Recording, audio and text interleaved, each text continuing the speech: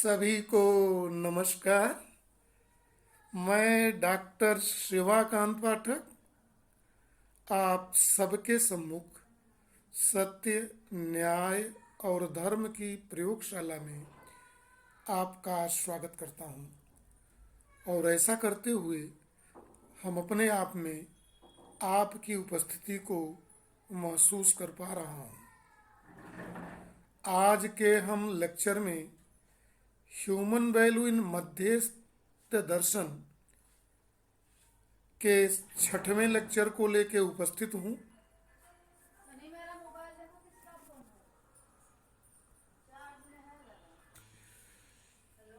आज के इस लेक्चर में हम एग्जिस्टेंस क्या है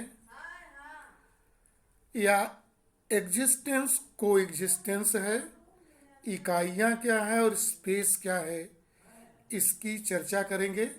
तो लेक्चर नंबर 6 का जो टॉपिक है, अस्तित्व सत्ता व्यापक में संतृप्त प्रकृति के रूप में नित्य, सर्वत्र, वर्तमान और विद्यमान है। कैसे है ये अस्तित्व, क्या है सहअस्तित्व, क्या है अस्तित्व में कौन कौन है, सहअस्तित्व का क्या मतलब है, इस पर चर्चा हम करेंगे। देखें, इस समस्त चर्चाओं में एक बार पुनः हम पिछले लेक्चर से आपको जोड़ने का प्रयास कर रहे हैं। जहां पिछले लेक्चर में हम मध्यस्थ दर्शन में मानव केंद्रित चिंतन पर ध्यान दिया था कि ये जो मध्यस्थ दर्शन है वह मानव के इर्द गिर्द ही केंद्रित है। और इस दर्शन का नाम मध्यस्थ दर्शन क्यों रखा गया, इसको जानने के लिए यह जानना जरूरी है कि इस दर्शन की जो रियलिटी है, वास्तविकताएं हैं, जैसी है, शुद्ध दृष्टि से देखकर उसका उसी रूप में सटीक वर्णन करता है। मतलब कि जो जिस रूप में है, जिसका जो विज्ञान है, जो सत्य है, उसको उसी के रूप में प्रकट करना ही मध्यस्थ दर्शन नाम दिया गया है। इसका मतलब जो जैसा है एकदम सत्य को सामने लाना है। और इस अस्तित्व मूलक मानव केंद्रित चिंतन, इस पूरे अस्तित्व में मानव एक इकाई है, लेकिन मानव को सेंट्रलाइज्ड मान के, मानव के मूल में ही पूरी दर्शन की चर्चा करना अपने आप में यह दिखाता है कि मानव पूरे इकाइयों से जुड़ा हुआ है। और इसके कहने का मतलब यह है कि पूरे चिंतन के आधार में, पूरी फिलॉसफी में अस्तित्व है। जो चीज़ें रियलिटी में दिखाई देती हैं, जो मटेरियल है वह रियलिटी है, और उस मटेरियल का मानव से संबंध है। और उस मानव से क्या संबंध है, यह मानव के चारों तरफ इर्द गिर्द ही घूमता है। इसीलिए इस फिलॉसफी का नाम मध्यस्थ दर्शन रखा गया। इस पूरी फिलॉसफी के चिंतन में, कंटेम्पलेशन में, मानव इसलिए है कि अध्ययन और अभ्यास पूर्वक अस्तित्व के नियमों के समझने की और उसी प्रकार से जीवन जीने की जरूरत मानव में है। अस्तित्व में और जितनी इकाइयां हैं, जिस लिए आई हैं, जिस जो इनका गुण है, उसी के अनुरूप व्यवहार करती हैं। मानव ही एक ऐसा है कि जिस चीज के लिए आया है उसके अनुरूप वो व्यवहार नहीं करना है। तो यह फिलॉसफी इसलिए ह्यूमन सेंटर्ड है क्योंकि जानना, समझना, मानना और जीना मानव को ही है। और उसी को सुख और समृद्धि के निरंतरता की चाहना है। इसलिए इस पूरे अस्तित्व मूलक मानव दर्शन में ह्यूमन को सेंटर में रखना जरूरी हो जाता है। जो लेक्चर हम आपके सामने लेके उपस्थित हैं, इस लेक्चर में जो डिस्कशन कर रहे हैं, जिस रास्ते से हम, जिस प्रकार से हम आप से रूबरू हो रहे हैं, इस रूबरू की कड़ी में हम अस्तित्व के बारे में बात करेंगे, एग्जिस्टेंस के बारे में। फिर अस्तित्व का एक भाग प्रकृति है, इसके बारे में बात करेंगे, और फिर प्रकृति के एक भाग मानव की बात करेंगे। देखें, मध्यस्थ दर्शन के अनुसार अस्तित्व असीमित है, एग्जिस्टेंस असीमित है। इसका एक पार्ट नेचर है। नेचर अस्तित्व नहीं है, और उस नेचर का एक पार्ट मानव है।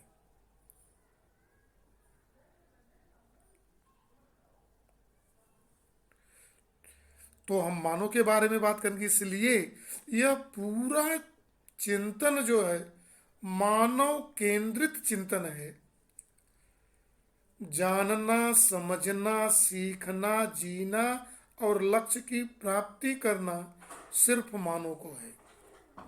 मानव के अध्ययन के क्रम में हम मानव लक्ष्य को पहचानने का तथा उसको पूरा करने के लिए उसकी जो मेथड है, उसका प्रोसेस क्या है, इसको समझने का प्रयास करेंगे।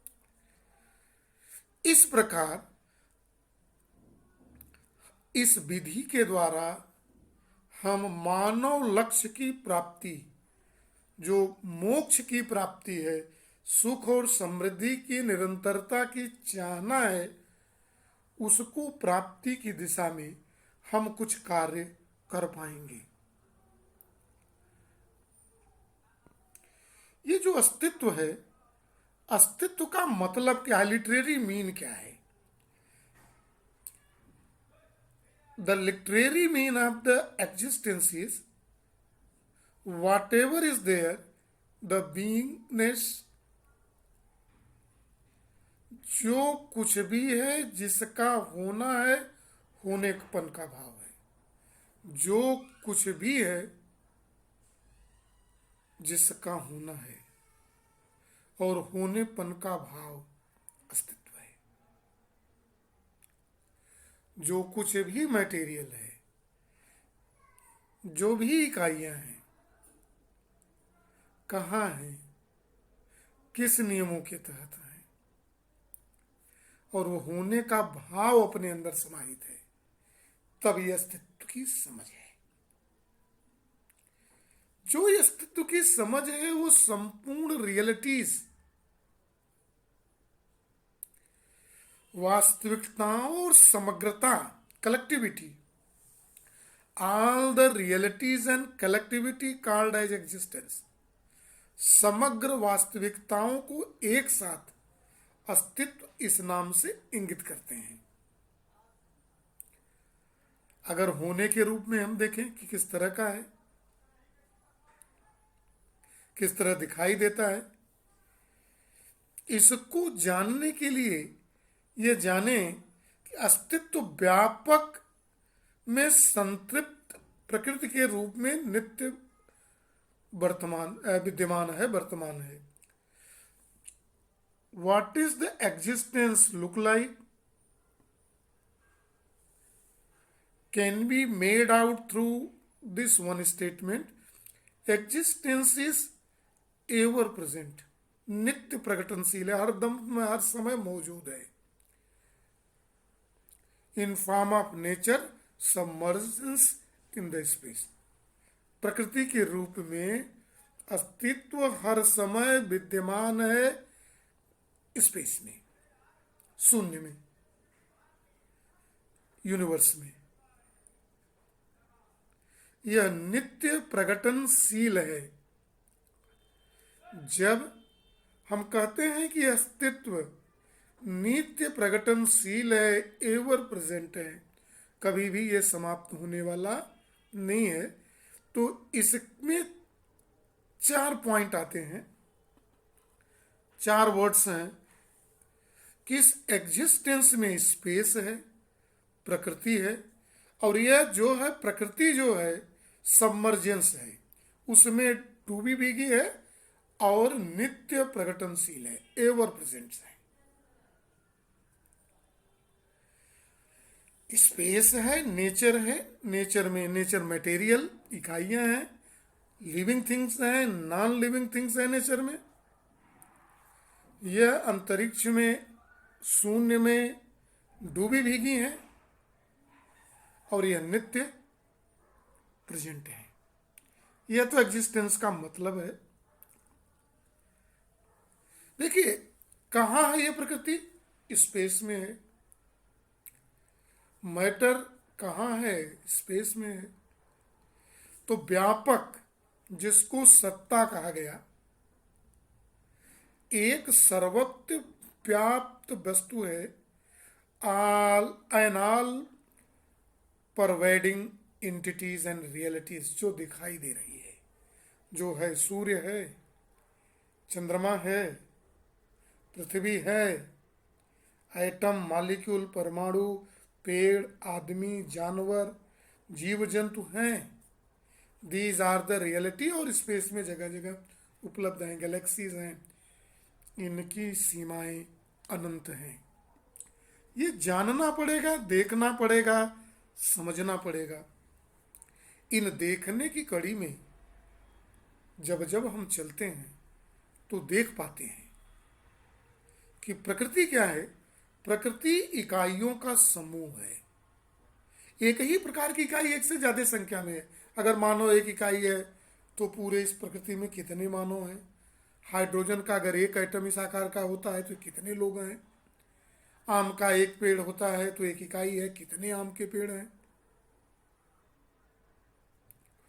तो जो यूनिट्स है, it is in form of collections, और एक एक इकाइयां इस स्पेस में एक एक जगह दिखाई देती है, डूबी भीगी हुई है।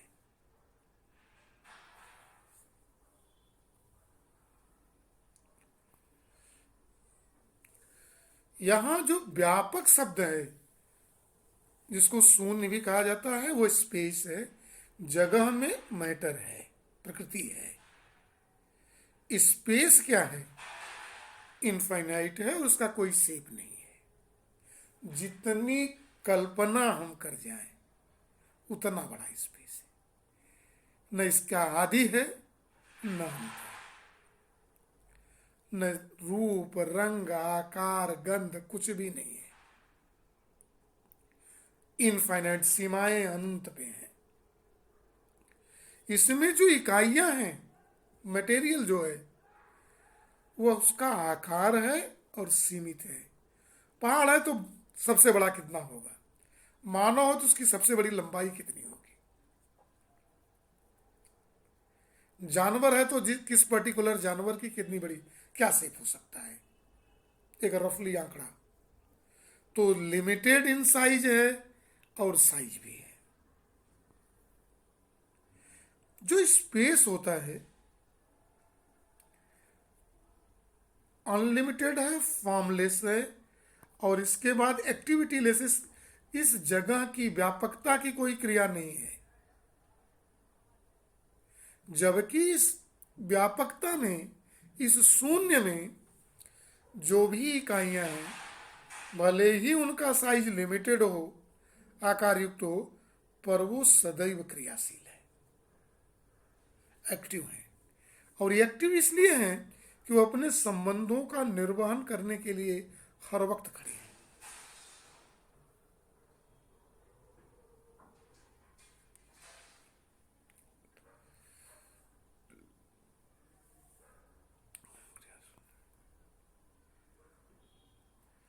चलिए, ये जो स्पेस है यह कंप्लीट इन स्टेट, स्थितिपूर्ण है। कितना है, क्या रूप है, क्या फॉर्म है, किस जगह कितना है, आकार तो है नहीं, लेकिन जो भी है इसका, इस स्पेस का, यह सब कुछ निर्धारित है। फिर वो परिवर्तनशील नहीं है, जबकि इकाइयां इस ब्रह्मांड में सदैव बदल रही हैं। स्पेस का कोई काउंट, नो काउंट, इसकी कोई गिनती नहीं है। और जो इकाइयां हैं इस स्पेस में, वह संख्या में अनंत हैं।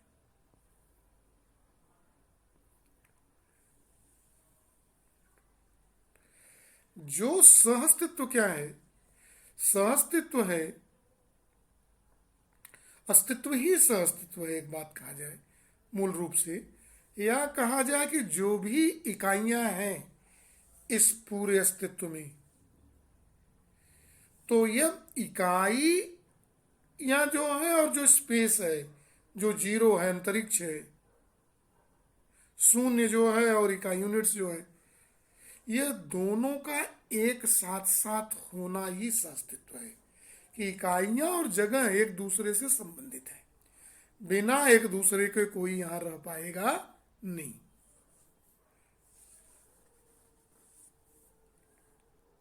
और इनको अलग नहीं किया जा सकता। ऐसा कोई डिवाइस नहीं है जो अस्तित्व को और इकाइयों को अलग कर पाए। जानना है, समझना है और देखना है। जब जब इस वास्तविकता को हम जान पाएंगे, समझ पाएंगे कि क्या है अस्तित्व और उसमें हम कौन हैं। अस्तित्व, अस्तित्व में प्रकृति और प्रकृति में फिर मानव, उसका एक भाग। तो ये जानना और स्पेस को जानना, स्पेस और यूनिट एग्जिस्ट करते हैं, अलग अलग इनको नहीं दिखाया जा सकता, दोनों एक साथ साथ होते हैं। इस पूरी चर्चा में कि अगर हम समरी को देखें तो हम कहेंगे कि स्पेस क्या है? एग्जिस्टिंग एवरीवेयर, सब जगह, जो जगह है माइनस इन्फिनिटी से लेके प्लस इन्फिनिटी तक अनलिमिटेड स्पेस है। और उसमें जो मटेरियल है, प्रकृति, सजीव या निर्जीव हो, यह इकाइयों का समूह है और एक अलग अलग रूपों में यह विद्यमान है। हाइड्रोजन, ऑक्सीजन, फिर इनके मालिक्यूल, मालिक्यूलों से मिलने वाले डिजाइन, बड़ा मालिक्यूल, छोटा मालिक्यूल, फिर सजीव, फिर मानव। ऐसा देखा हम लोगों ने। व्यापक हमने प्रकृति को देखा कि प्रकृति क्या रूप है, लिमिटेड है साइज में, और जबकि स्पेस को कहा कि ये असीमित आकार का है। स्पेस जो है कंप्लीट इन स्टेट है, जबकि प्रकृति की अवस्था हरदम कीप ऑन चेंजिंग है, हर वक्त बदल रही है। स्पेस की कोई काउंट नहीं है, गिनती करना संभव नहीं है, जबकि प्रकृति संख्याओं में अनंत है। देखिए, इन सारे लेक्चरों के बाद मध्यस्थ दर्शन में गृह कार्य दिया जा रहा है। इस गृह कार्य में पहला कार्य है, इकाई की एक सीमा होती है, जबकि व्यापक असीमित है, ऐसा कहा गया। सीमित होने के कारण इकाइयों की गणना हो सकती है, जबकि व्यापक की गणना नहीं हो सकती है। इस दोनों कथन को जांचें परखें कि सही है कि नहीं, सोचें और समझें, और इसके लिए मुझसे चर्चा कर सकते हैं। आप चाहेंगे तो संबंध स्थापित कर पाएंगे। प्रकृति की हर इकाई में कुछ न कुछ क्रिया होती रहती है। इस आधार पर उसकी स्थिति में बदलाव होता रहता है। व्यापक क्रिया शून्य होने के कारण एक सतत सा बना हुआ है। ध्यान से समझें, मैंने कहा कि इकाई कीप ऑन चेंजिंग, क्यों? क्योंकि यह एक्टिव है। एक्टिव है तो कुछ न कुछ क्रियाएं इसमें होती रहती हैं। जबकि स्पेस नॉन एक्टिव है। जब नॉन एक्टिव का जो रूप है, जिस फॉर्म में वो कंटिन्यूअस बना हुआ है। इस दोनों कथनों को जांचें और परखें कि इसका मतलब क्या है, क्या कहना चाह रहे हैं। देखें, इन दोनों कार्यों को देखें, जानें और समझें। और जब जब हम इस कार्यों को हम आप जान पाएंगे, समझ पाएंगे और जी पाएंगे, तभी मानव होने के लक्ष्य को प्राप्त कर पाएंगे। देखना है, जानना है, समझना है। इस देखने, जानने और समझने की कड़ी में क्या हम कर पाएंगे, यह एक बड़ा प्रश्न होगा। हम चर्चाओं से आपसे जुड़ते रहेंगे। तब तक के लिए थैंक यू, धन्यवाद। फिर मिलेंगे। सभी को नमस्कार।